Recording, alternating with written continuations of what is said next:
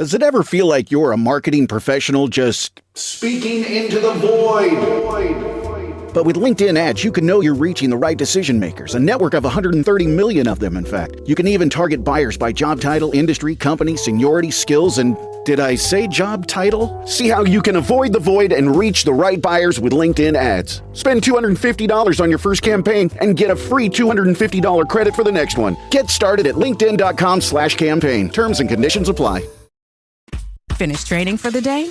Time to fight post-workout fatigue with Core Power Protein Shakes. They're packed with 26 grams of high-quality protein to build muscle and electrolytes to help hydrate.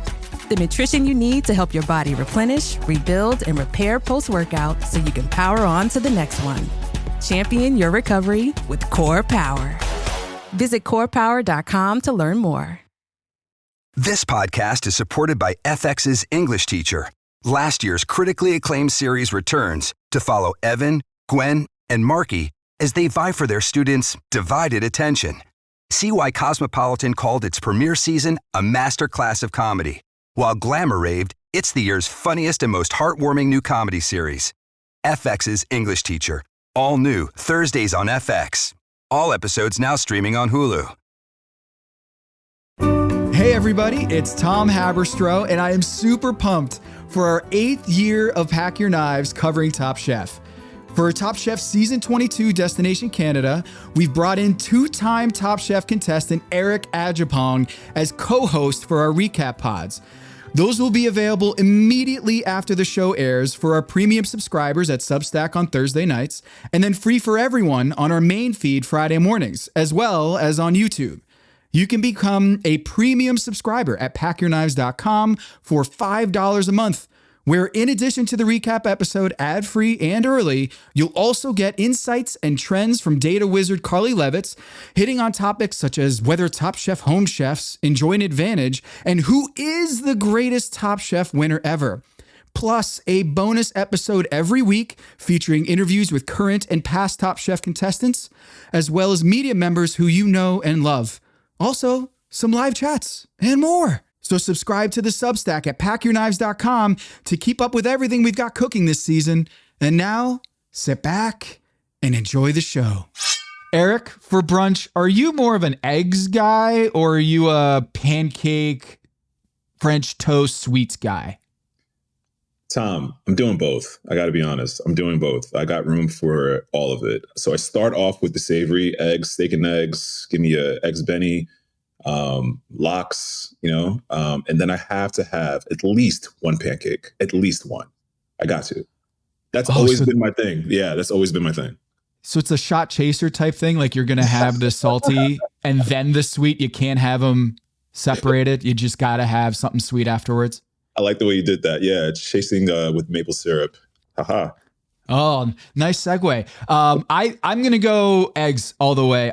Oftentimes for brunch, I've already had eggs in the morning because I always do eggs in the morning.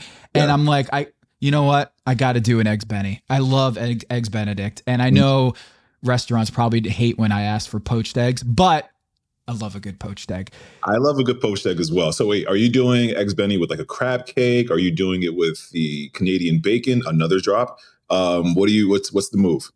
Ooh, I like the Florentine with the spinach. Sometimes I'll go with that if I'm feeling especially heavy. I'll go with like a pork belly or a thick bacon eggs Benny. So that's probably where I go. Yeah, I like the crab.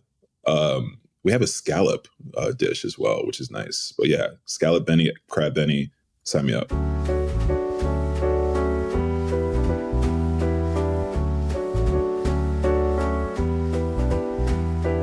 I'm Tom Haberstroh. This is Pack Your Knives. Eric Adjepong is joining us this season for our recap episodes of Top Chef.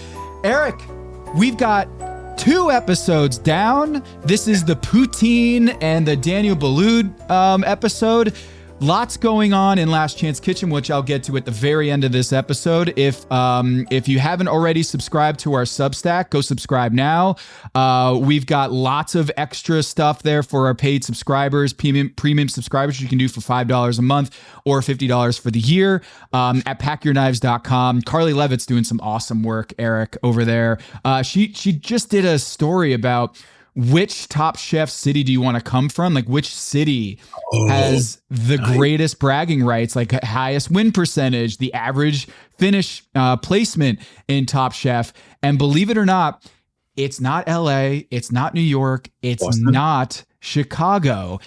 And I'm going to leave it to the audience here. You're going to have to find out. Carly Levitt's broke down the data, and one city stands above the rest in terms of like, oh, okay. I didn't know you had that game. And sorry, DC, Philly and DC aren't doing well in the chef's origins. But go check out packyourknives.com. Our Substack got lots of stuff there, extra stuff beyond just the recap episodes that we're doing here with you, Eric. And yeah, off the top, Eric, did you like this episode?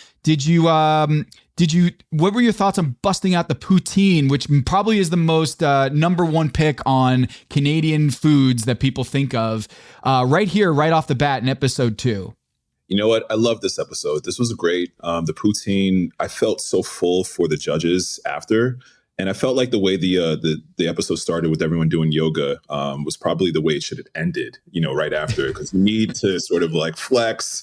You got to open your pelvic floor like Massimo did. Kat was really on top of things. How about Massimo as the yogi, huh? I did not. He was not number one on my big board for the yogi in the group. Not of my draft pick for for yogi, but it's great to see him sort of dive into that and lead the bunch. So I'm happy that the chefs are actually getting a little bit of physical activity and outside of running back and forth in the kitchen and, in their elimination challenges. But dude, amazing dishes that first quick fire. Some really highbrow poutines, some straight to the point poutines. I loved it all. What would you have done? I would have gone Kat. I would have gone with what Kat did, like very, authentic. I think it's one of those dishes. I think Gail called it. It's something you want to eat at like 3 p.m. And I'm not trying to 3 a.m. 3 a.m. Depending on 3 a.m. Yeah. I don't want to put on like the white napkin and sort of get super sedity with it. I want to just get down and dirty with my poutine. And I think Kat had the immediate sort of like thought to it, something that I would have done. A beautiful cheese curd, some really, really, really delicious, like thick cut fries. I loved what Tristan did as well with sort of that jerk play. I thought that was really nice. So I probably would have done something like that. Yeah. I mean, there's a lot of different ways you can go here. I kind of feel like as a rule, maybe you can't use a fork and knife. I just feel like if you want to do poutine, you just have to get your hands dirty. And that might have been like a cool way to make it, more blue collar dish. But you know what? Like, this is Top Chef too. So you got to elevate when you can. You know what? When you can, but then also as a Top Chef, you can't necessarily get too high for your bridges all the time. I think you have to sort of like show a little bit of that rustic play. And these moments that call for it, right? Immediately, Kristen said, this is going to get messy. So like dive into it. You don't have to have, again, the fork and knife all the time on Top Chef, even though, yes, this is Top Chef. I think it really shows the sort of, how the range of sort of like skill that a chef has when you can kind of do it all. Yeah, we got Twyla from Schitt's Creek, Sarah Levy on the show. I am not a Schitt's Creek guy. I watched I think season 1 and I was good. It wasn't like I need to watch the entire thing. I think for some reason, like 20-minute comedies, I'm so addicted to like the hour-long dramas on Prestige, HBO or Max, that for some reason I have less interest in like going through with like a 30-minute comedy. But I know, as Gail said, it's big in Canada. It's big here in the US. Are you a Schitt's Creek guy? I'm same with you, man. I watched the first season and I was all right. I get that it's great. Good. But it's not necessarily my poutine, my cup of it's not for me. But it's good to have someone from Canada also repping the poutine crowd along with Gail and letting us know what a traditional poutine, what it's supposed to be. And it feels like she's in the same spirit as Gail. It's going to get messy, and that's good. But I was surprised. Corwin right off the bat. Corwin saying he's never made poutine in his life. Big red flag for me. Big red flag. And we got, who was it? Was it Shuai? Shuai was like, I practiced poutine nonstop before I came here. That's the Top Chef guy. Like that's the one who you want, man. That's who does their own research, man. Corin, you know where you're going, bro. Like you know the destination, and to say that you've never practiced that dish. I don't know, man. I was a little disappointed in that. For myself in Kentucky, I actually took a recon, like a quick stealth recon trip to Kentucky, maybe like 2-3 weeks prior to me actually going ahead and starting that season. And I ate my way through the entire city, through Louisville, through Lexington. And I had all the bourbon that you can imagine. I went on the tours. I had, hot browns. I had so many hot browns, and I knew it was coming. I knew the hot brown challenge was coming at some point. So like, you got to dive in, man. Like this is a once in a lifetime opportunity. So I was really disappointed in Corin, man, but Shuai. Yeah. Shuai brought it with the soy sauce fondant. I'm not pronouncing. Yeah.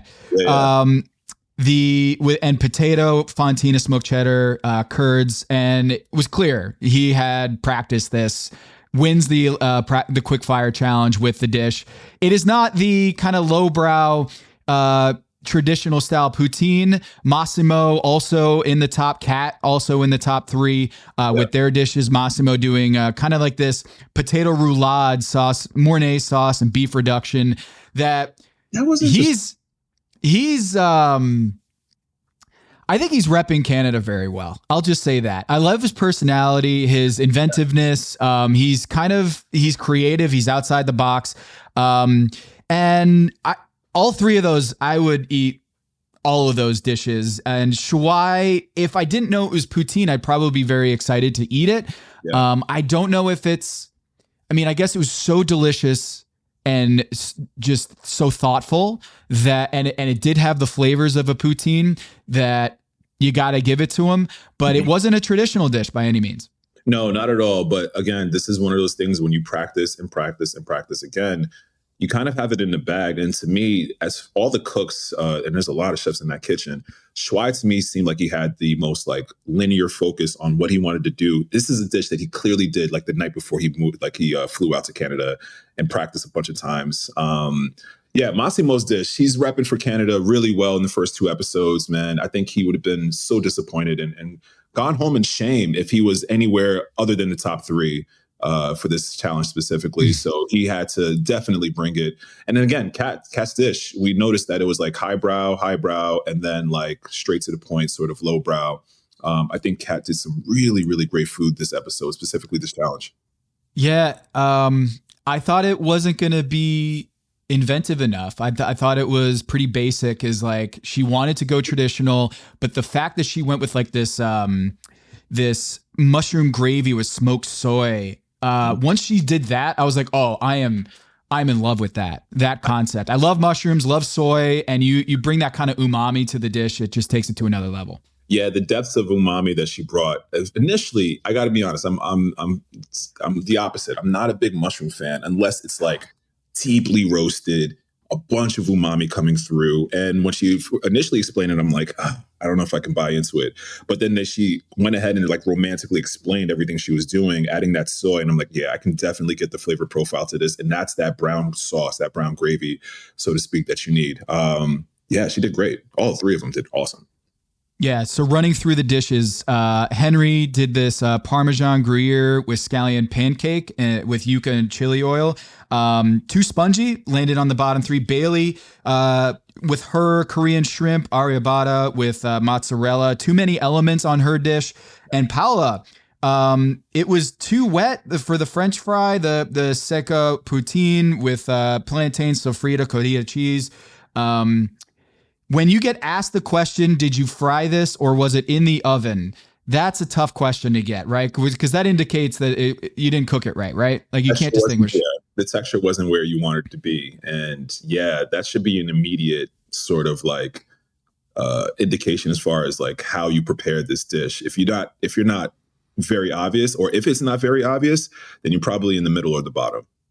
Yeah. And Anya goes stroganoff with chanterelles, herbs. You kind of know her profile of cooking. She's going to bring that German, Russian style of cooking with every dish so far. So she has a very clear lane and style that she's going for, and she's good at it. Yeah, it looks beautiful. Anya's dish looks so elegant. Definitely not like, it's like poutine that went to Harvard. It was so beautiful, man. It was really nice, the presentation. But yeah, her focus and sort of direction as far as her cooking is very European centric, and I love that. She's not abashed by it. I think that's awesome.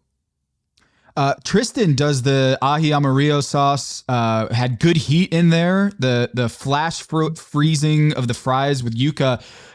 When he busted out the liquid nitrogen, I thought it was Vinny. Like, I couldn't tell if it was Vinny. And then Tristan pops out and I'm like, oh, he's going for it for poutine with liquid nitrogen. Talk to me about that. Like, is that to cool down before you put in the fryer, or is it after the fryer you're going to want to use the liquid nitrogen to cool it down? After the fact, yeah. So I thought so too, man. He came through the smoke like Batman. It was so cool.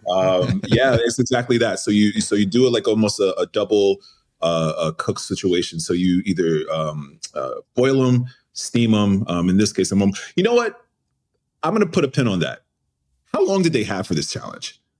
Because I think it was this 30 minutes. Is usually I don't know about that, man. Because it seemed like they were doing a lot of cooking. And then I think it was Lena that called 20 minutes. I'm like, bro, this is like 30 minutes at least worth of cooking that they've been doing. But either way, yeah, Tristan, man, he came through with the liquid nitrogen. And yeah, it's a double cook. So you boil the potatoes, and then you want to quickly cool them off. Liquid nitrogen comes in really hard. 2 episodes into the season 22. And it's a great technique to sort of get a really crispy exterior and a really tender interior for your fries. So I thought that was genius. I don't know if you caught this, but your team did not fare so well in the quickfire challenge. You had all of the bottom 3, Henry, Bailey, and Paula, and I had all of the top 3. So I had Shuai, Massimo, and Kat. That's not a good start for your team, but you do tease little spoiler alert later. You did pretty well in the elimination challenge, but Shuai, Massimo, and Kat, a good redemption story for her is that poutine, she delivers cheese, like she's from Wisconsin. She knows what she's doing. Yeah, and she was also the first chef we saw this episode as well. So I don't know, man. I was feeling the way about her. She absolutely killed it. And yeah, it was good to see. You know what, man? You don't have to rub it in so much. The fact that my chefs had the bottom dishes, I knew you were relishing in that as soon as the results came out. I knew it, but it's all good, man. A little redemption for me at the end, a little bit. Did anything from the quickfire you want to hit on before we head over to? One thing I had a question for you. Henry says he needs grams in his recipe from grandma, that grandma didn't have grams or measurements in her recipes.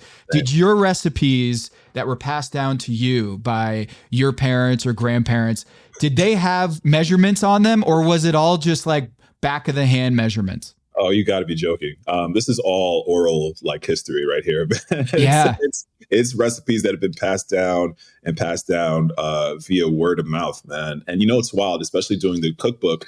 I had to go back home and watch my mom literally cook things. And like, you know, I'm like, wait, stop, pause right there. Let me weigh that out and then go ahead and continue. And you know what I mean? It's a cool. And what did she say to that? Like, was that kind of like heresy? Is like, we don't measure things. We just kind of have a feel. The joke is, you know, you stop cooking until you stop seasoning until the ancestors tell you to stop, right? Like you just kind of know when the right moment is to stop adding in, you know, certain this and certain that. But I thought she found it really entertaining, you know, to sort of like, man, what was that? Sports science, you know what I mean? Sports science. Yeah, sports science. She thought it was really cool that I was like actually digesting and dissecting rather everything that she was doing. So we both had fun, but I'm like Henry, man, give me grams all day. I just have those like ratios locked in my head, you know, and the way I work. So when he said that, I'm like, you're me, bro. I did that. Yeah, you're Leonardo DiCaprio. Yeah, I did the whole Leonardo DiCaprio. Exactly. That was me. Yeah, because I feel like there's an art and a science to cooking. And the more that you bring in the science, same thing with sports, is like the more you bring in analytics or science or quantifying it, it seems like for those who have been doing old school cooking, it feels like it's you're losing a little bit of your soul when you're getting out the measuring cup and the teaspoon to figure out the measurements. But it's also how you pass down recipes, is like writing this stuff down and making sure it's right. There's a little bit of truth to both worlds, man. Like you have to, as a chef, cook with feel and understand like a very intimate sort of relationship between you and the ingredients. So that's that, and that will never go away. But then consistency and teaching and building like large scale, you have to have some sort of measurable, and it's usually in grams because it's the smallest measure that you can have. It's the most accurate, and you really, for the most part, create consistency throughout the entire dish. How many times you make it, whether if it's a batch of 5 or a batch of 25, it's going to taste the same. It's going to, the texture is going to be the same, so forth and so on. So they both consistency. Yeah, consistency is for sure consistency. Question for you. Last week, Paula, I think they got a shot of her putting a thermometer to take the temperature of her meat at one point and had a digital reading. Mm-hmm. Is that allowed on Top Chef? Like, are you allowed to test the temperature of your meat? Is that like something that's already in the kitchen, or is that something you got to bring from in your pack? No, that's already in the kitchen. I'm glad you brought that up too. We'll talk about that later on with Anya, bringing in your like certain things. But yeah, that's already in the kitchen. I sure hope you're temping your dishes and your food. Sometimes they don't really catch that with the camera, so I'm glad that they actually did that right now. That's like HACCP 101. You want to make sure that you're not serving raw or undercooked food or anything like that. Typically, again, it's sort of a feel versus numbers thing. You kind of know if you cook the same dish over and over and over again that like, all right, here, I'm at a medium rare at this point, I'm at a medium. But if you're not sure, get the thermometer out and just be certain. So it's not a cheat code. It's not like you don't frown upon someone busting that out in the kitchen. Absolutely not. Usually you see like a cake tester. Someone just grabs a cake tester, puts it to their chin or their neck, kind of see exactly how hot things are. And that's a feel thing as well. But if you're not completely sure, man, it's a song and dance between both worlds, where in the kitchen, it's a feel thing. You want to make sure that you see it. You have an understanding, again, intimately with whatever ingredient it is. But then secondly, you go back and you throw it and you make sure that it's like actually up to par and that you're not going to be serving raw food to guests and getting cake testers. Is there someone notorious for that? Like that you always worked with that did that? Because that seems like magic to me. Oh, dude, we all have cake. I have a pack of like 100 cake testers somewhere in here, in the restaurant as well. It's just the fastest way to make sure that like what you want is where you want it. And you throw the cake tester in there. I love the cake tester because it doesn't leave like a massive hole in whatever it is that you're cooking. And then it's I got a beard. So usually you go on the chin, the beard's not working for me with that. So I go to the back of my neck and I just kind of gauge how warm, how hot. If it's like screaming hot, it's probably overcooked. If it's nice and warm and gentle and it's like a slow burn, you're at where you want to be. Oh, that's amazing. Yeah, dude. That's amazing. Did you think twice about growing a beard? Because you're like, I don't know if it'll throw off my cake testing game. You know what? Wow, at Johnson & Wales University, you couldn't grow a beard at all. So as soon as I graduated, man, this thing just went full on. And I just let it go the way it went. But who knew that Johnson & Wales was the New York Yankees of the culinary world? Yeah, well, not anymore. Apparently the Yankees got rid of that nonsense rule. But yeah, the New York Yankees of the culinary world, you could not grow a beard whatsoever. So babyface. That's a hygiene thing. Yeah. Just hair getting into your food or what? Yeah, it's a hygiene thing. Or is it decorum, custom, what? It's a hygiene thing. The only like specific, I think, if it was like a religious obligation that you had to have a beard, that was like the only way. And then you had to wear that massive like beard guard. I remember trying to sneak past my deed, say that I had like a religious obligation behind my beard because I wanted to wear it so much. But then I'm like, you know what? Let me just be true and authentic to it. So I took off the beard. I was babyface for at least 3 years at Johnson & Wales.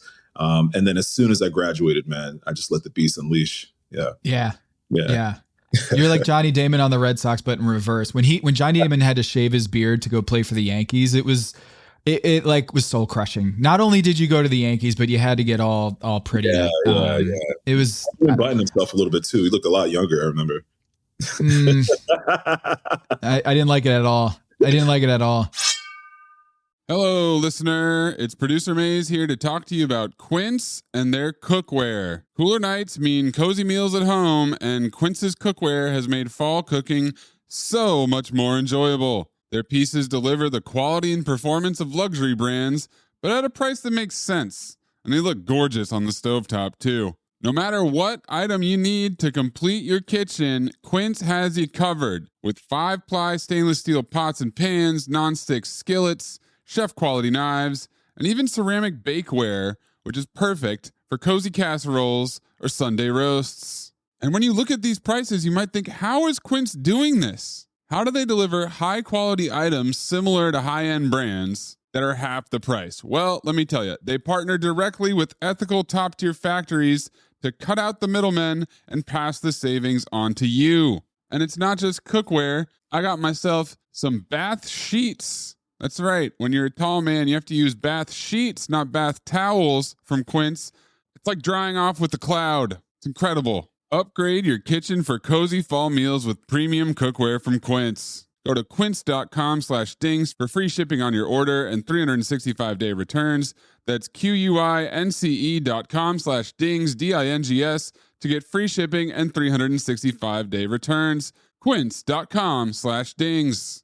Hello, listener. It's Producer Maze here to talk to you about Kindred. Now, close your eyes like Owen Wilson during a job interview and imagine a way to travel that feels personal, comfortable, and connected without the price tags and the sterile feelings of hotels or short-term rentals. Now, open your eyes and stop using your imagination because Kindred has made it very real. That's exactly what they do. Kindred is a members-only home swapping network. It's not a hotel. It's not a short-term rental. It's a smarter way to travel where each stay feels like home. Here's how it works. With Kindred, your home is your ticket. You earn credits by hosting fellow Kindred members, and then you use those credits to stay in over 220,000 homes in more than 100 cities worldwide. There are no hotel costs or rental fees, just the credits that you've earned. Every stay comes with white glove service, 24/7 trip support, and $100,000 in host protection. Make it easier for you to travel and enjoy yourself and not worry about details. I've used Kindred and I found an amazing home for a weekend getaway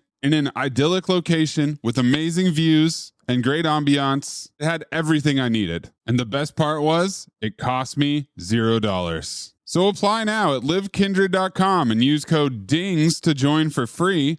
Plus, you'll earn 5 nights of travel credit just for signing up. That's right, that's 5 whole nights for free at livekindred, KINDRED.com, code DINGS, DINGS, livekindred.com, code DINGS. Listener, listen up. This is important, okay? I'm going to try to save you some money here. If you're still overpaying for wireless, it's time to say yes to saying no. At Mint Mobile, their favorite word is no. You may think like, oh, that's bad. No contracts, no monthly bills, no overages, no hidden fees, no BS.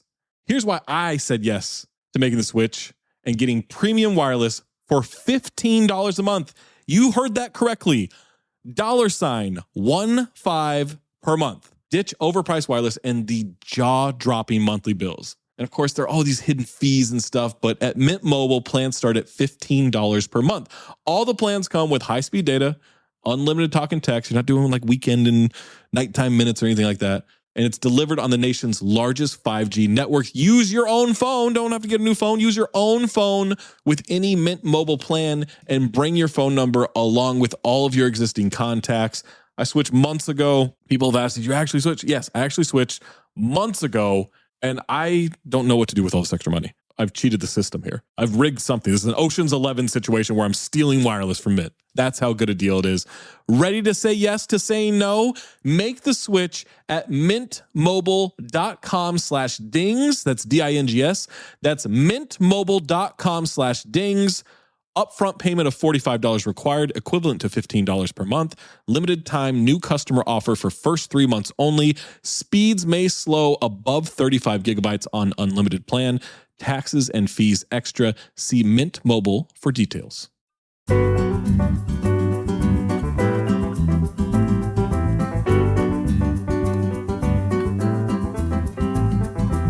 Anyway, we could spend 2 hours on Red Sox Yankees rivalries here with you, Eric. But look, elimination challenge. Daniel Boulud comes out, one of the top like literal chefs in the world. Yeah. And they're busting him out here in episode 2. You got Poutine as the quickfire, Daniel Boulud, and what seems like a team challenge that resembles Restaurant Wars, because you have to create a menu and it has to have a theme in the sense that it's all maple flavor. But first off, your thoughts on Boulud, and have you ever worked with him, and do you have any experiences with him, and what is kind of the cliff notes that you can give to the audience of like what he means to the restaurant community?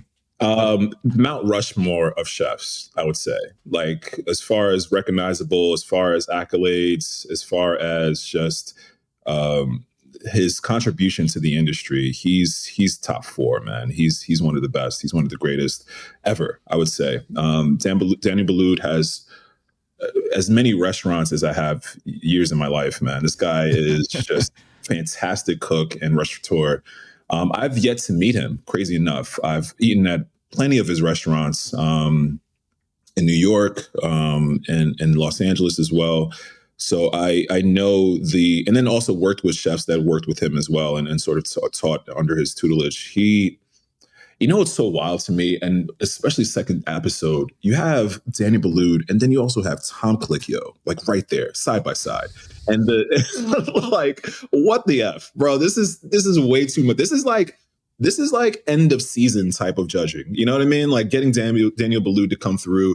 It's so impressive. And, also a really big honor to cook for a chef like that. So, like Tom, he has a restaurant called Craft for a reason. This guy's a craftsman. He knows every dish like the back of his hand. He told Bailey one time, I think last episode, why don't you just add an extra egg? Like, and it's just like genius points of just like, while you're cooking, you think you have such a clear vision of what you want to do. And then Tom just completely dismantles everything by just saying something extremely simple. And again, that's the experience that these chefs have. So Daniel Boulud coming through in the elimination challenge, cooking brunch, doing it in a very similar style to Restaurant Wars, as you pointed out. But I love the theme of maple. Such a really, really unique challenge to work with because it can be extremely overpowering. One of my favorite ingredients, honestly. Is that right? Yeah, I love maple. I love maple. It's such a great sweetener. It gives texture. It lifts, it gives moisture, and depending on like the style, amber, dark, wherever you're going, you're getting like a robust sort of sweet flavor, but that's not like white sugar, sweet. So it's a really unique and delicious ingredient to use, and a great challenge, especially for maple, the brunch. I thought it was a brilliant challenge. Second episode, I thought it was really, really smart by the producers. Yeah, the splitting into 2 teams. And it's just random. So there's no sort of draft. It's just you're drawing knives. Yeah. That made it feel very Restaurant Warsy in that they have to kind of come up with a menu, right? Who wants to do a crudo? Who wants to start things off? How many desserts are we going to do? I didn't think it was too close to Restaurant Wars because they're not coming up with a name or a theme, so to speak. But were you getting kind of elevated heart rate there? Just because you've been through Restaurant Wars, seeing that they already have to do like a team challenge like this to come up with like a through line or some sort of order for 7 dishes? For especially so early in the game, man, you still are sort of like feeling people out. And to your point, the last episode where Katiana was sort of like leading the charge with her group, I saw Tristan sort of do the same thing with his and the Brown team. And I thought that was so impressive, man. And I love the fact that they were the Brown team, except for Schwei. Like, it's literally everyone has shades of brown, which is hilarious. But it was good to see that progression. And keep your third eye open on that drawing of knives, right? Yeah, exactly. Keep your third eye open. There's something suspicioso with that one. But no, it was good, man. It was I love to see the sort of leading in charge that Tristan took, and first calling out, man, we need a progressive menu, regardless of like what you want to do. It has to make sense 1 through 7. And I think those challenges are fun because you get to really do what you want, but then also you get it's kind of like a derby. You know what I mean? You go and forth, but you got to like really make sure that your dish stands on its own. And one thing I really thought it was going to be, I thought it was going to be first dish versus first dish, second dish versus second dish, third dish from both teams. I thought that was the wrinkle that they were going to add in. And I thought that would be like the eliminating factor between the two versus whoever had, whatever group rather was winning between was it brown and green? It was brown and green. Brown and green. Yeah. Okay. I would have preferred that. I honestly, I thought it would be. I thought it was going there. And that to me gives you a little bit of that sort of like head-to-head competition between the two. Like who had the better progression, but then also whose dishes in that progression were better. Yeah.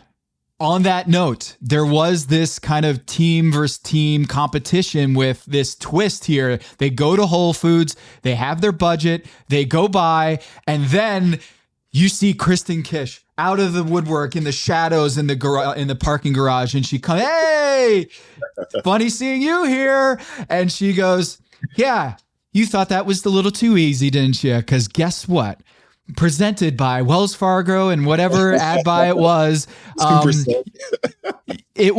was like, okay, what is this twist? You get $50 extra. Why is that going to be? I gotta say, man, I gave a big props to the producers just like 10 minutes ago. I gotta say that was whack. I didn't like that. That was just really silly. Like, number one, it's not a lot of money. Number two, these trip up or these sort of like these are professional chefs. We're gonna figure it out. Like, you give me Hard Rock candy, you give me pizza. Like, these are the dumbest things to work with. But then also like, I'll figure it out. I didn't really think that wrinkle in the challenge was necessary. I'm pretty sure they had to just plug the sponsor in there somehow. But it wasn't, and it didn't really bode well it didn't really bode to be such a challenge for either team. So I thought it was sort of, it was just fluff. You know what I mean? It wasn't really necessary. Counterpoint, I actually was very impressed at the competence of the chefs that they could turn this wrench into a benefit. Like, for some of these, it was like, whoa, I didn't realize, like when they said, "Oh, I'm going to give you these Red Hots or the gummy bears or the actual cooked pizza," I'm like, yo, how are they going to do this? And then they MacGyver Houdini their way out of it. And I'm like, oh, these guys are pros. Like, this is child's play to them. This is child's play. And this is where you and I differ in this conversation, because it's child's play, man. If you give me a pizza, I don't have to use the entire pizza. I can deconstruct it and get the sauce. I can use the olives. I can use the cheese. I can use the bread like Shuai did. Like, it's not the entire package of the item that needs to be used. You can just strategically use something that's like the hallmark of the dish. So I thought lasagna was easy. Like, it's, probably a little bit tougher than anything else because it's such a baked, homogenous dish. So you have to really like deconstruct it. So that was a good pick. But can you just like blend it and then just get like some sort of puree that will make it? I don't know. This is pack your knives and go, please. That's terrible. Like, what? Yeah. So that's why I would be in Last Chance Kitchen very fast. After the quick fire, they'd be like, you know what? We're not even going to the elimination challenge. You're going. And you know what? Skip Last Chance Kitchen. You're like David Murphy last year. Just go home. All right. So white truffle oil lasagna goes to the green team. And then for the brown team, they have to do these like gummies, the cinnamon candy, pizza, and candy corn. I'm out on candy corn. So that would be a tough one for me. But if you have a dessert dish, you can get the sweetness and distill it down and get some sort of syrup out of it. But to me, I kind of thought that if there was black licorice in the store, I would have done that. I would have been like, you're not going to be able to make this delicious. And so, you're going to have one person at the judges table who likes black licorice, and then everyone else is going to think it's disgusting. I am of the opinion that it's disgusting. My brother Steve loves black licorice, and every Easter he would just like take all of the black licorice from our jelly bean pile. And I feel like that's where I would go. Where would Eric Adjepong, given that you think it's too gimmicky and it's not, it's kind of whack as you put it. What would you have done if you had a Whole Foods to kind of tank the other team? Man, I love the black licorice. I think I would have gone something very, very similar to that. Would you go on candy route, or would you go already cooked prepared lasagna pizza route? I would have gone candy for sure. I would have gone a candy route. I thought out of all the choices, even though I thought it was pretty gimmicky, the candy corn was awesome because two things. Unless you're doing something, candy corn melted is just like a weird sort of like swirl of color and flavor. So you would have to actually take the time to dissect the orange from the white and then from the other color, right? That right there, anything that takes time away from you, that's what I would have went with. So I thought the candy was brilliant, right? Because again, these chefs can work with flavors anywhere. They can figure it out. But if I can take time away from you, then I'm really thinking that I'm at an advantage. Because if you're smart enough, you're not going to throw the whole candy corn into your dish. It's just going to completely, warp the color, warp the flavor. So you would have to dissect it. And I would probably use the white middle part as well. But that would take an immense amount of time to sort of just like, with your cutting board, super granular, take everything away. And then that eats 30, 40 minutes of your time. And now you're working with something really, really special as far as an advantage right there. I'm glad you brought this up. Chawanmushi versus soufflé. Both of those buzzwords that pop up in this whole menu curation that each team or members of this team were like, yo, are you sure you want to do that? And both of them, it seemed like they bit off more than they can chew. So chawanmushi and a souffle. Why are those things create such a strong reaction to the other chefs when they're brought up in this challenge? You know what? In the tiers of things to really challenge yourself, and it's like, why even go there in an elimination challenge to make risotto's up there, chawanmushi's up there, and a souffle is up there as well. They're all sort of like looking below at the rest of the other dishes with like disdain. Like these are like the master dishes. The final boss in Mortal Kombat. Boss. Yeah, exactly. Chawanmushi, man, it's a steamed egg custard, and it's a delicious one when it's made properly, and it's delicate and it's silky, and you can flavor it with a little soy and sort of get crazy and wacky with it. But it's steam. You need a good amount of steam in there. You need time. You need patience. And then the same thing with the souffle. It's a egg dish, essentially white, and it needs to puff up in a really just dramatic, beautiful way. It's also custardy, silky, delicious. And these are really, really just delicate dishes that need a deft hand. You got to be able to know what you're doing. You have to have the time. You almost have to have a silent kitchen when you're doing it as well, right? So 15 other which Top Chef is not, which is not exactly. It's not one of those dishes that you need like a bunch of commotion around. So it's very like, you got to have the violin playing. You know what I mean? It has to be smooth, and to go with that in such a difficult, man. I got to commend Vinny. I have to. Because he did it so confidently. He said it so confidently. And going back to that quick fire, when they were talking about the dishes, Vinny said, man, I got this. It's Daniel Boulud. I have to cook this for him. Versus Corwin, he was like, I think I could do this. Like, I think I got this. Like immediately, bro, like you're not cooking with confidence when you're doing that. And I get it, man. If you can really pull these dishes off, it's such an impressive feat because of all the things I just mentioned. But the degree of difficulty and the variables that can go wrong are it's just not tipping in your favor. So I got to commend both of them, honestly, for going for it. It's a really ballsy move. But bro, Corin, man, you could tell that's another thing too. You don't even know these ovens. These are completely new equipment that you're working with. So some ovens, if you're working with back home in your home restaurant or at home in your kitchen, you kind of know the hot spots. You know where you want to maybe tilt the pan a little bit here or put the chawanmushi more to the left center or right center. You don't know anything about this equipment. So you're going in completely blind, trusting that the entire oven is as it says it's going to be. And we all know as chefs, not every oven's made the same. So we noticed that with Corin's dish where he had maybe one of the dishes perfectly cooked and the other one, he saw it, he knew it immediately, went to Daniel Boulud's. I would freaking die. Oh my gosh. I would die. I would walk away. I would probably just forfeit myself. All right, last chance kitchen guy. I'll see you there. And he knew that it went to Chef Daniel Boulud's. It didn't even hit the plate. It didn't even hit the table, rather. He knew it. And he was like, damn, like, this is it. He smiled. I would not have cracked a smile. He was like, oh man, I'm going home. Like I would have turned into a puddle right there. It was more mushy than anything else, like Tom said. If I saw that the plastic wrap was on Boulud's dish, I would have walked out. I would have walked out myself, bro. I would have walked out myself. Chef, thank you. My dish is shame. Shame. Game of Thrones, just walking through town. Shame.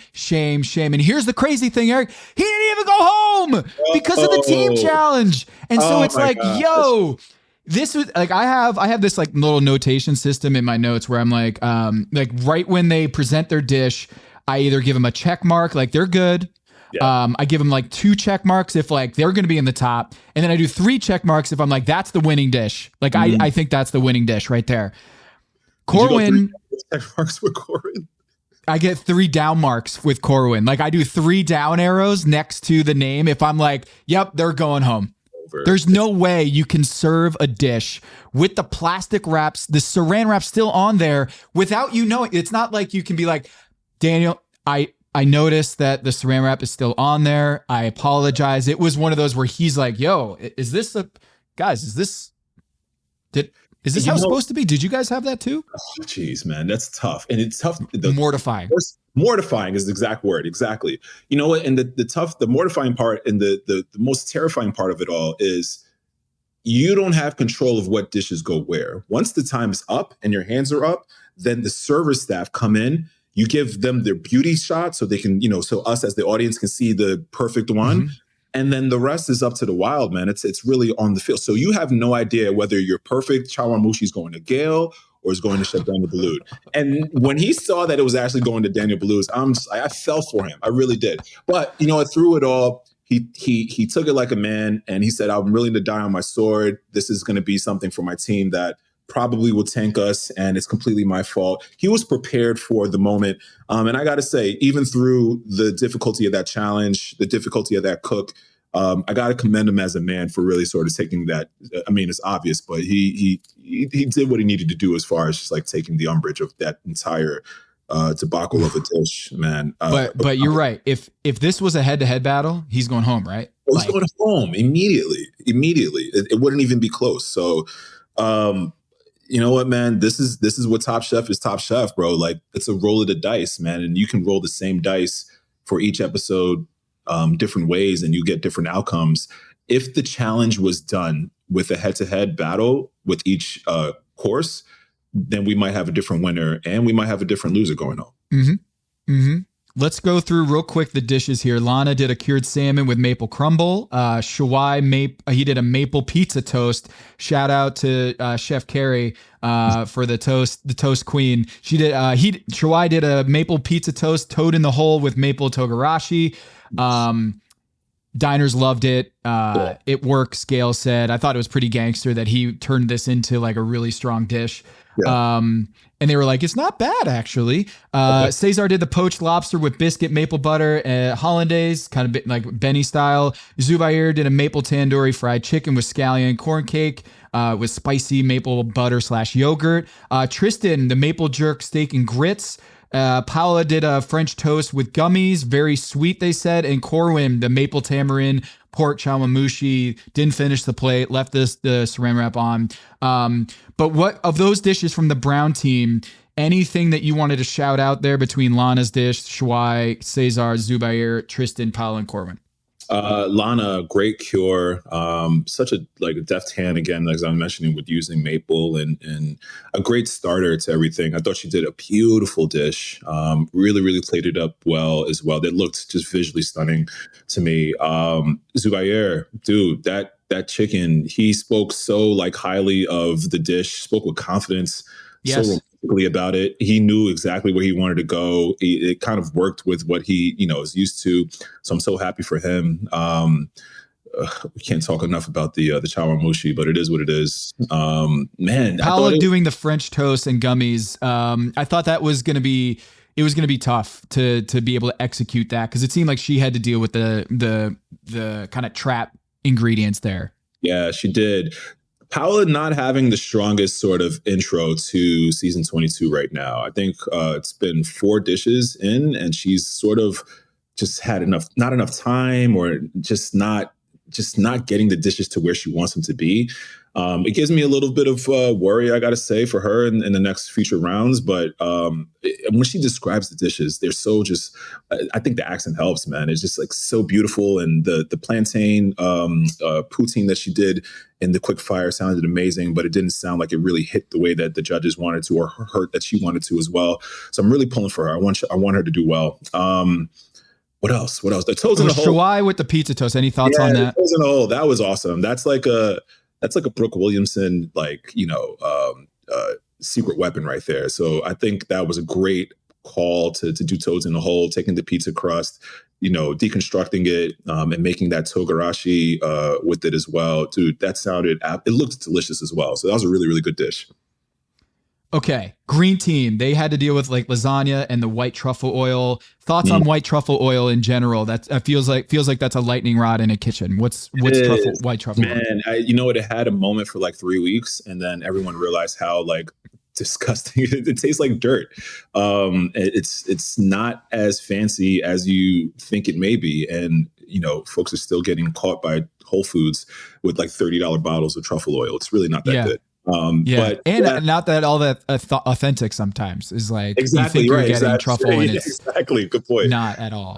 You're absolutely right. So I thought the truffle oil a little bit is the trick. You can't put too much of it in there. It has to be like a drop or two, because it really would perfume and accent and really sometimes take over a dish a little bit too much. So that was a good pull. As gimmicky as that was, it was a great pull. But they made it work. The lasagna was another good one as well. So homogenous. It's the bolognese. It's the pasta itself. It's the bechamel that's in there as well. So it's kind of like hard to just pull away from it and try to get one specific flavor profile from it. So it's really impressive to see that green team work with that dish that they were handed. But bro, man, they cooked some really delicious food. It was neck and neck, I gotta say. It was very, very close as a team. It was. This episode is brought to you by 20th Century Studios' new film, Springsteen, Deliver Me From Nowhere, starring Golden Globe winner Jeremy Allen White and Academy Award nominee Jeremy Strong. Scott Cooper, the director of the Academy Award-winning movie Crazy Heart, brings you the story of the most pivotal chapter in the life of an icon. Springsteen, Deliver Me From Nowhere. Only in theaters October 24th. Get your tickets now. For a limited time at McDonald's, get a Big Mac Extra Value Meal for $8. That means 2 all-beef patties, special sauce, lettuce, cheese, pickles, onions on a sesame seed bun, and medium fries, and a drink. We may need to change that jingle. Prices and participation may vary.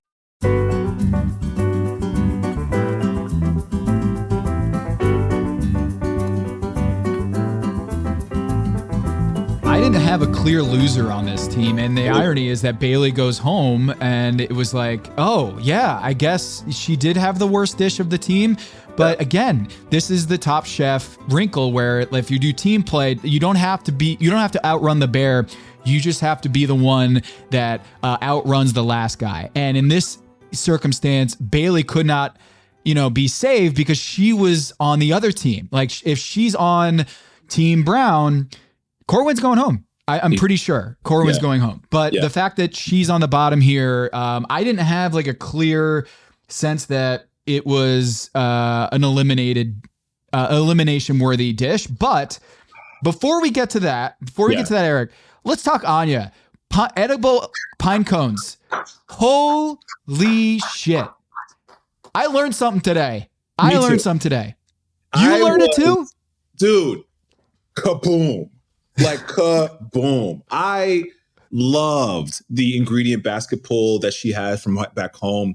That right there is like, man, when you like gain enough points in a video game and you can get to like buy the best thing that you can, like she pulled that out second episode. The edible pine cone, the syrup, number one, looks so damn cool.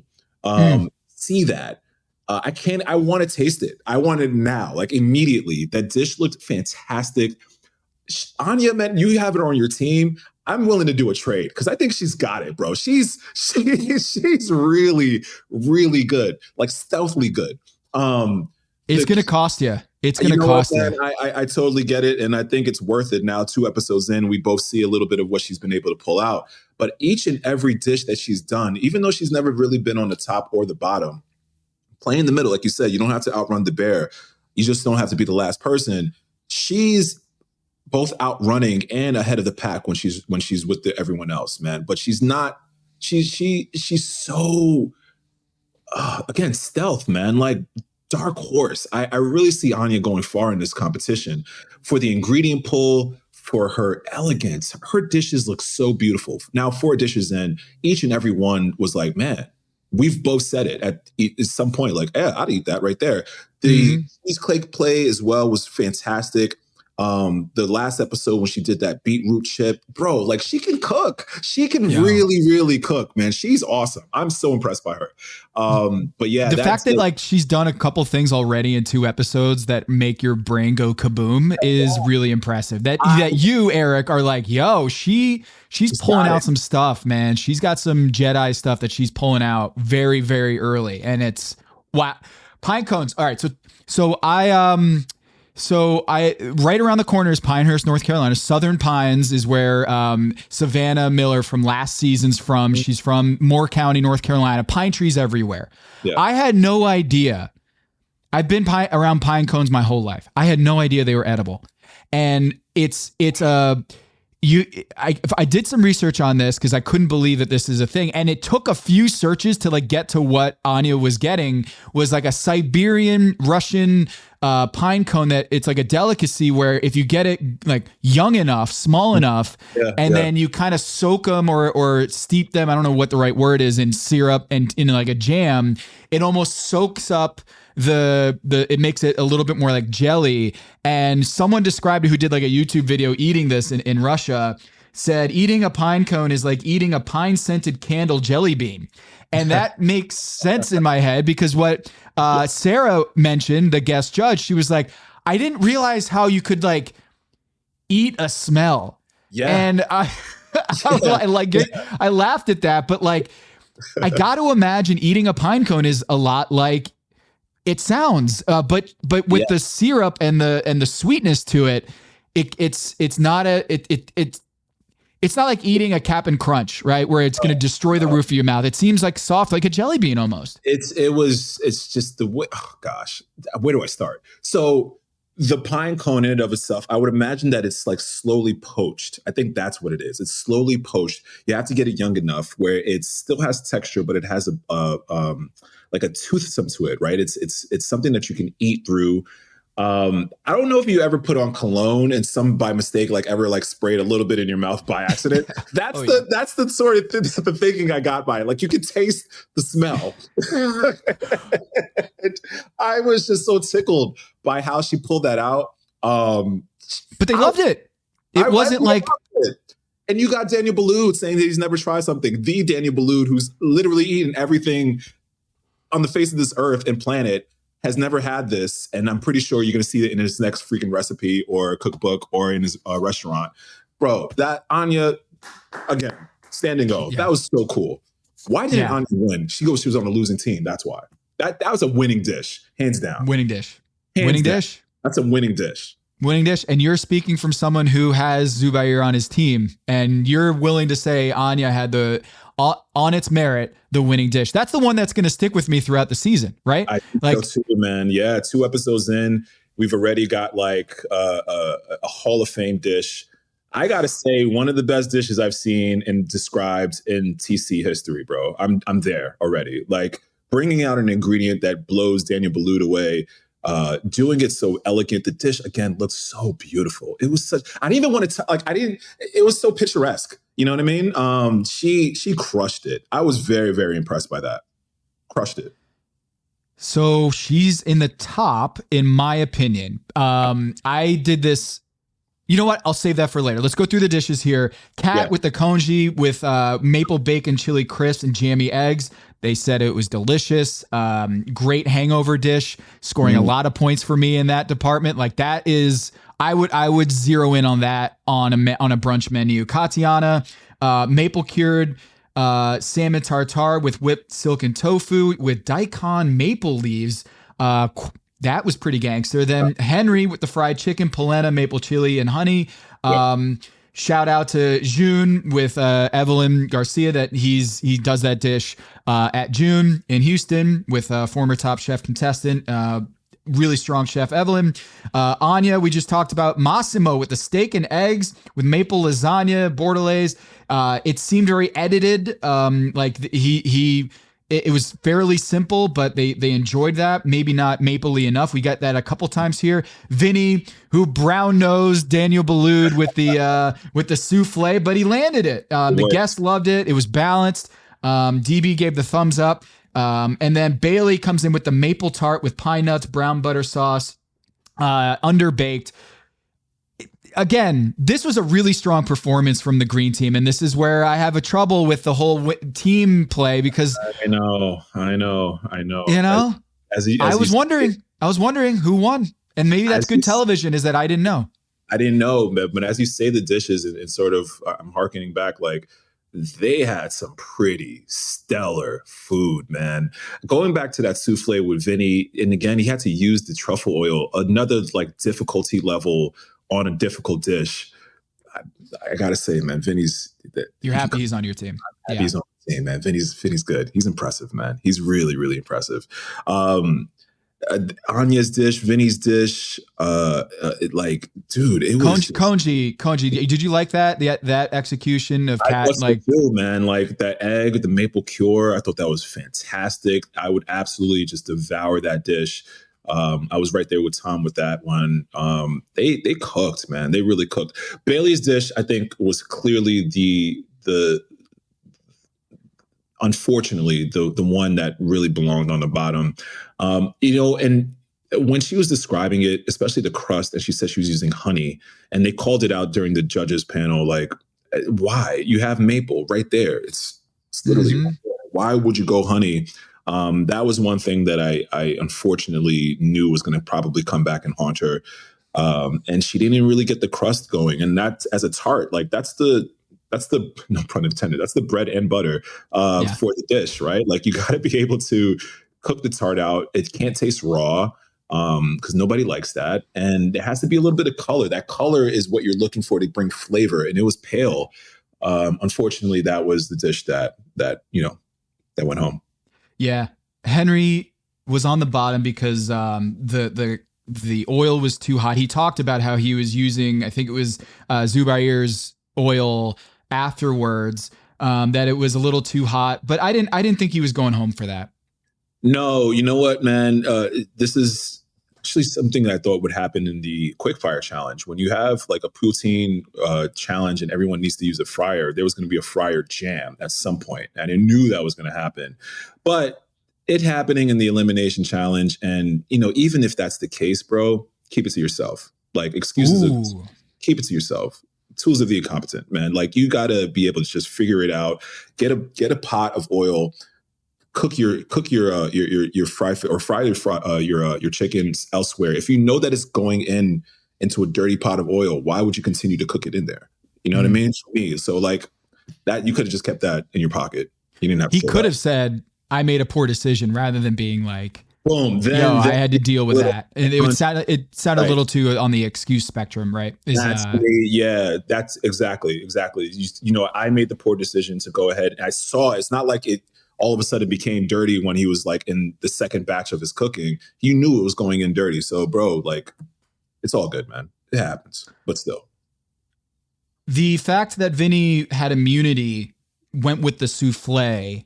What are your thoughts on that? Like was that taking one for the team or is it just like, I'm going to go risky because I know I'm good?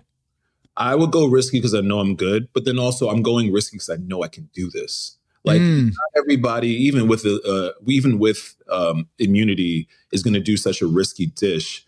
And it's almost like he had the recipe just like formulaically just locked in his head. To add in that truffle oil as well, which he was not expecting to do, obviously, just shows to me that this guy has skill, man. He's good. Out of all the chefs thus far, man, I'm most impressed with him. Anya, you can go with those two. Those two, I think, have stood. I would say so far. Yeah, thus far. Hey, two things want to hit here. I liked Tristan taking leadership, and also I like Tristan being like, you know what, give me those red hots. Yo, I want those red hots in my dish. Like that's a certain like kind of a level of confidence that you're like, I don't even need to incorporate this gimmick, but I'm gonna choose to do it, and it did, I think, improve his dish, where elevated it for his jerk steak and grits. Now. Yeah. One thing I wanted to ask you is when Bailey's mix broke for her tart, the cornmeal was sticking to the bottom. Can you explain, is that a fatal flaw, or is that something where you were feeling it too? Was like, oh, that's good, that's going to undo her. Like, what is that moment like when you see that? Depending on where you are in time, it could be a fixable sort of thing, or it could just be a fatal flaw, like you said. You could have just folded it in. You don't have to use the mechanical sort of engineering with the KitchenAid. You can just take it off and sort of just go ahead and just fold it in. It probably wasn't hitting it was a lot of batter in that KitchenAid as well. Yeah. Yeah. So I would say either just take it out and just go old school, or start over. But depending on the time, and it doesn't seem like she had a lot of it. I'm glad she pivoted and got something to the table, but clearly the time between figuring that it was not going to work and then remaking it was all the time that she needed in the oven for the second batch to actually bake and really get, nice and dark and crusty the way she wanted it to. So, degrees of difficulty in editing, man. Editing is such a thing, bro. Like, you can't do it all on one plate. You can't show all your skill at once. Simplicity goes a long way. A soufflé, as difficult as it is, it's like 4 or 5 ingredients, including that truffle oil. But like, when you do it and you can do it well, it speaks to your sort of confidence as a chef. So, putting a bunch of stuff on a plate and kind of just walking out like that can sometimes hurt you. Shout out to Tristan again, man. His bravado when he cooks is so impressive. It's not like arrogant. It's very assuring and self-confident. So I love that about him as well. I had fun watching this episode, man. There was a lot of chaos in this kitchen. It usually is so early on when there's so many chefs, but it's good to see sort of who's leading the pack and who's sort of coming out, the victor. Okay, so normal scoring system is a top 3, bottom 3, and then the middle.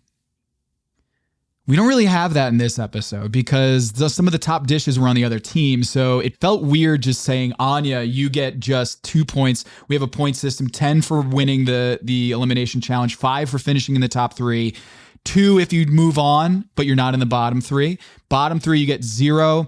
And if you're the eliminated chef, you get -5. So that's the scoring system that we have had here on Pack Your Knives for a few years now. So I felt weird about not having Anya in the top 3. So I have Zubair getting the 10 points for your team.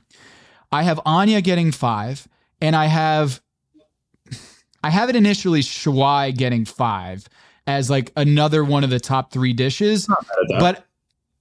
But I'm here for you to, if you have another candidate for being in the top 3 alongside Anya and Zubair, do you have another one? Like I liked the kanji cat dish. I liked Tristan, and he overall, like, leadership and the decision making that he had.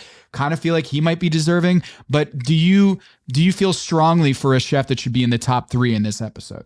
I think or this elimination challenge, I should say. I think the clear top 3 for me was Anya, Zubair, and I'm going back to the dish I would probably want to eat the most, and it's the kanji dish. Yeah. Okay, Cat. I got to go Cat. Yeah. Okay. All right, Cat is in the top 3, and that's not going to be reflected on the official Top Chef website or Wikipedia. But I decided between Cat, Shuai, and Tristan there. And Cat, I mean, it's a great hangover dish. It's delicious. And she shows out. She had a top 3 in the quickfire, top 3 in the elimination challenge. So big rebound for Kat after last week, almost being on the chopping block. Rebound. She did great. Yeah. Bottom 3, I've got Henry, Bailey, and Corwin in the bottom 3. Henry with the 2 hot. He says it was General Tso's, but didn't really taste that way. It was too dry. The oil was too hot and it got all crumbly. So you're cool with me in the scoring system having in the bottom 3, Henry with 0 points, Corwin with 0 points, and Bailey getting sent home. She gets -5. I think it's pretty obvious this round, a little bit easier decision than the top, who were the weaker of the dishes of the bunch. So yeah, I would say Henry, Corwin, unfortunately Bailey as well. All right, last thoughts. Tom doesn't do brunch, hates brunch. Clickio.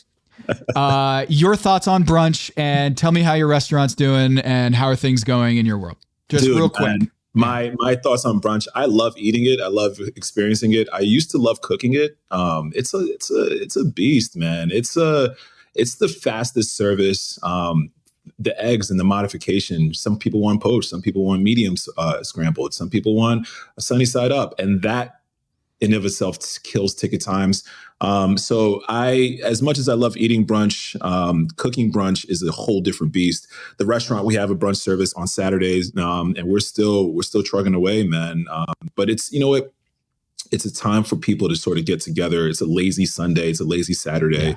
Yeah. It's mimosas, it's espresso martinis, and, you know, it's just kind of an excuse to sort of just get out with your friends and have a nice sort of moment. So the restaurant's doing well, bro. We are a month and 2 days in.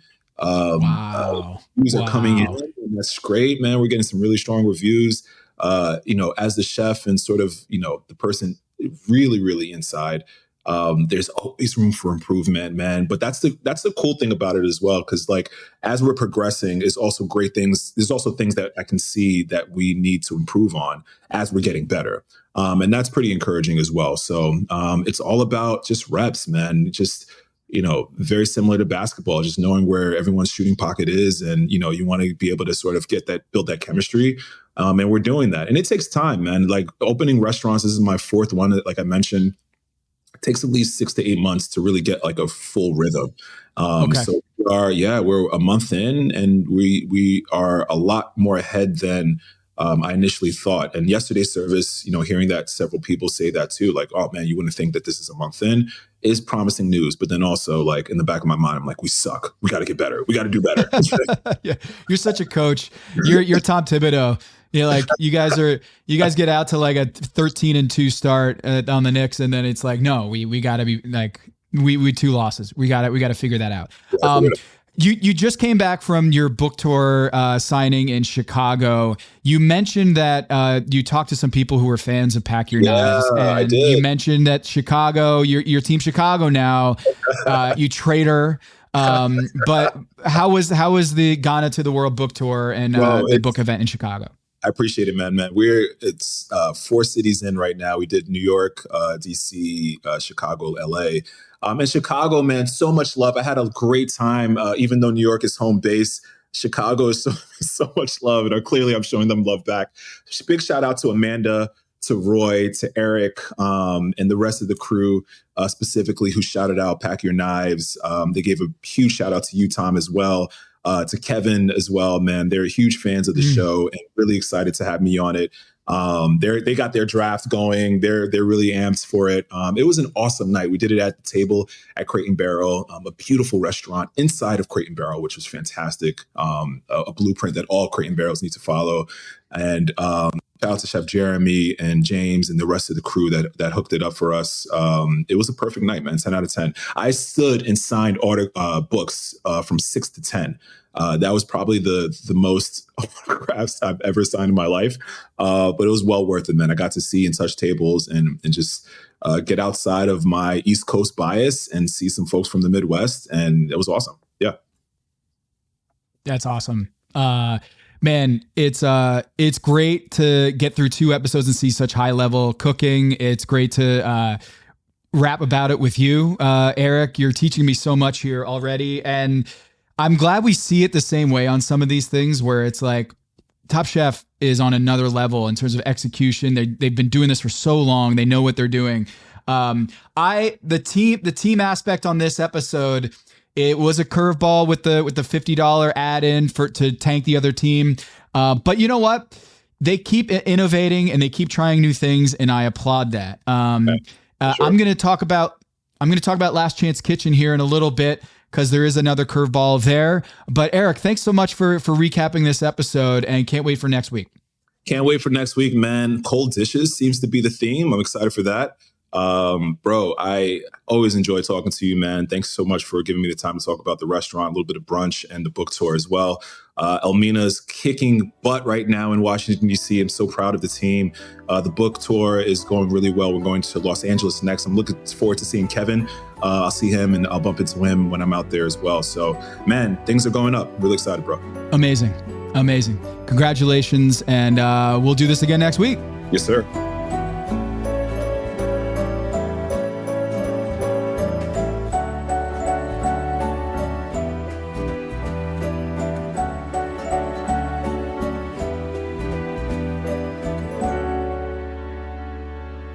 All right, it's time to do a little Last Chance Kitchen analysis. So this is, something that Kevin and I did last year, where we would review the previous episode's Last Chance Kitchen in the next week. And so we're going to do that here.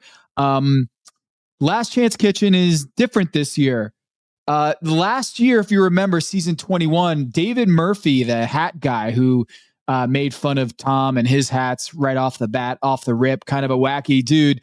He was eliminated for the first episode and then just kind of vanished. There was no Last Chance Kitchen for him. And it was a very strange dismissal. I don't think I ever got to the bottom of that one. One of those great Top Chef mysteries, whatever happened to that guy. Nonetheless, they brought Sue on into the competition. Sue, who was getting married and maybe possibly had a wedding that kind of took precedence over a cooking competition, which good for him. He got back into the competition last year after like 6 episodes. That was really cool. I loved Sue on. And this year they're doing a similar thing where Mimi gets sent home, the Portland, Maine chef, who's got lots of pots and pans money now after being part of the winning quickfire, but got sent home for her dish that did not go very well. And Tom is in his element in Last Chance Kitchen. He is born for Last Chance Kitchen. It's just him, full, uncut, unfiltered Tom Colicchio, who is not just able to say what he wants as a critic. He's also able to have the dad jokes. He's just leaning into it. And the surprises, he's very dramatic. He has a flair for the dramatic in Last Chance Kitchen and says, I'd like to do things a little differently this year. And turns out there's going to be 2 Canadian chefs in Last Chance Kitchen competing against Chef Mimi. She doesn't know who these people are. And the viewers at home have no idea who these people are because they weren't part of the main competition. They're pulling another Sue on here with 2 chefs. Ying Gao. She's Chinese born, came over to Ottawa, and has worked her way to some pretty impressive chef accolades. Just took a job and 2 weeks later is going into Top Chef competition. And spoiler alert, she's going right back to that job because she got eliminated in this Last Chance Kitchen episode, the opener, for basically not completing her dish. She had to incorporate 3 ingredients, 1 from each chef, and she only got 1 of them down into the dish, and that's just sayonara. You're going home. And so Ying Gao, hello, goodbye. You are awesome. Love her personality, and I would love to see her a few more episodes of Last Chance Kitchen, but that's how the cookie crumbles on this show. We got Samuel Olayinka. He's a Dutch-Nigerian chef who had just closed one of his restaurants, Arike, I believe it is. It's a West African cuisine that had to be shut down after a couple years. And Sam looks like a real contender here. Going up against Mimi, he moves on. He is someone that I think could be the next Sue on. Mimi did not win this episode she just moves on. Sam was the winning dish. They had to incorporate 3 ingredients from the pantry. Mimi went with acorn squash, Ying went with mushrooms, and Sam went with eggplant. And I think Sam's the favorite here. I'm sorry to say it, Maze, because you already have Mimi. I think by virtue of you getting Mimi, I think you should also get Sam. I think whoever was left over on the 7 versus 7 Eric and Tom draft, I think, Maze, you can pick up Sam too. I'm just letting you happen. I didn't even have to ask Eric. You get Sam. So congratulations to Maze. You got Mimi and Sam on your squad. And in the next episode, they will meet Bailey. So looks like we're going to have a Last Chance Kitchen competition with 3 chefs this year rather than 2, going head to head. I'm excited for it. Let's see how far Mimi goes. And I miss Ying already. She was awesome. But Sam and Mimi, we'll see how they do against Bailey next week. Again, if you haven't subscribed to Substack, our Substack, packyourknives.com, we're going to be doing video. We'll be doing immediate recaps published after Top Chef airs on Thursday nights. And for that subscription, you'll get that and bonus episodes of this podcast, as well as bonus analysis from Carly Levitz, who's doing the best data crunching on food television. And she's on Team Pack Your Knives. If you haven't listened to already, she joined us last week for a bonus episode, which is in front of the paywall for these couple weeks. And then we will move into the main, I guess you can say, the regular cadence of the show. So subscribe, packyourknives.com to get all of the benefits, become a paid subscriber, and you'll get a bonus episode, YouTube links. We'll get more extra stuff from Eric Adjepong and immediate recaps right after the show. You won't have to wait. You won't have to listen to ads if you join the Substack. Become part of the many, many paid subscribers. So thanks so much for supporting the show. Thanks for listening. And very excited for next week and see what happens after poutine already done. See you next week.